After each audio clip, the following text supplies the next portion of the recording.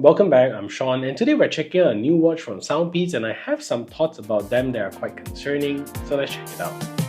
Whenever you get lost, I will be there for you. I'll pick you up when you are down, down. I will hold on tight and I will make it right. Forever I will be right by your side. So the Soundpeats Watch 4 today was sent over to me by C+ Malaysia for review, and this is not a sponsored post, and my review will be based on my honest and unbiased opinion. And if you're new here, please consider subscribing and ring the notification bell so you won't miss any future tech reviews. So the new Soundpeats Watch 4 here retails for a very budget-friendly 179 Malaysian ringgit or about $38 US. Good price if you're just starting to get into wearing a sport watch or to track your health without breaking the bank. Stay tuned to see if this watch is for you, and if you're interested in buying one, do check out my links in the description below. So let's start off with the design of the watch, and this watch is very sleek, very beautifully designed by Soundpeats, has a minimal look to it that is very clean, minimal, and this is not like a lot of rugged watches out there, and it's designed to be simple and classy. So the watch face here has a very nice design, and the entire crown and the case here is made of metal, which is really nice and premium, with a glass screen that has a nice curve, if you can see. Not sure if you can see, but there's a nice curve on the glass screen here itself. So all of those is great, and the watch has a crown of about 47mm here, which is honestly not too big for my big wrist, and it does look quite proportionate, but I would imagine this would look a little big on a tiny wrist of ladies. So to control the watch, you do get a crown here, which is also made of metal, and also a button at the bottom here to go into the sport activity tracking mode. And the crown here is also cool because as you rotate it, you can actually change to the different watch faces that you have. And at the back of the watch is your standard PPG heart rate monitor, as well as a blood oxygen sensor at the top there. And this also has a bunch of accelerometers to track your movement if you have sports and your daily health as well.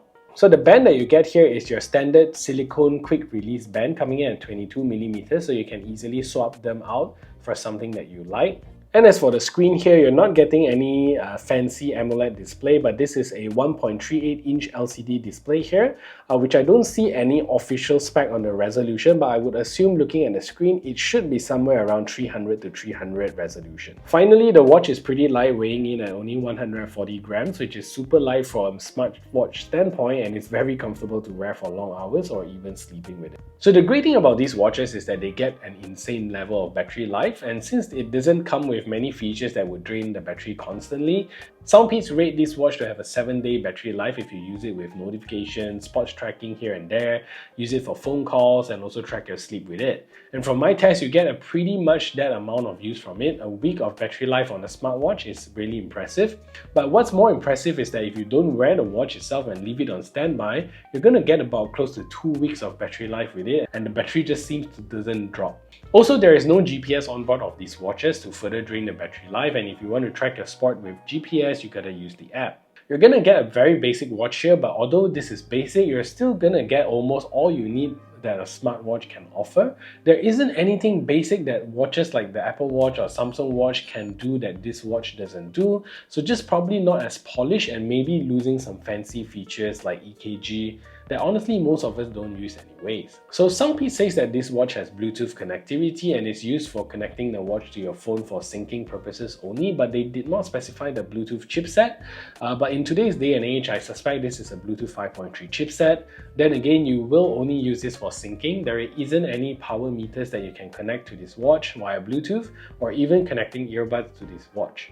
So the watch comes with an IP68 dust and water resistant rating, and the 8 here stands for the maximum water resistance that the watch can take. That means that you can actually bring this watch swimming and keep it submerged with no problems. However, from the 100 plus spots that you can track, there isn't anything on swimming. So with the Watch 4, you can also receive and answer calls directly with the watch itself, which is pretty nice. But from my test, again, this is only for calls from mobile carriers and not so much from VoIP apps like WhatsApp, Teams, or Zoom meetings. So the watch also comes with a whole bunch of health tracking features, including your standard heart rate monitoring, sleep monitoring, calorie monitoring, blood oxygen monitoring, female menstrual cycle monitoring, and so on and so forth. And from a sports tracking capabilities, you can actually customize this quite extensively from the app and remove any of the sports that you feel unnecessary, or just sync those to your watch so you don't have to scroll through hundreds of sports just to find your HIIT workouts. So the watch interface here is very simple and very standard as well, and from the home screen you can turn the crown to cycle through the different watch faces that you have in the watch. And again, this watch gives you 5 preloaded watch faces and 1 custom one that you can sync from the app one at a time. Every time you sync a new watch face, it replaces the previous one that you sync to it. So if you swipe from the bottom, this brings up notification. So I turn off now, so you actually can't see notification. And swiping from the top of the screen brings you to like a command center kind of thing. So you can adjust your brightness here, set the low power mode, and also go into your setting mode. So swiping from the left brings up the menu system where you can toggle between the different apps that you want to open. So you can actually toggle it to have your Apple Watch style grid, or you can also use it like that.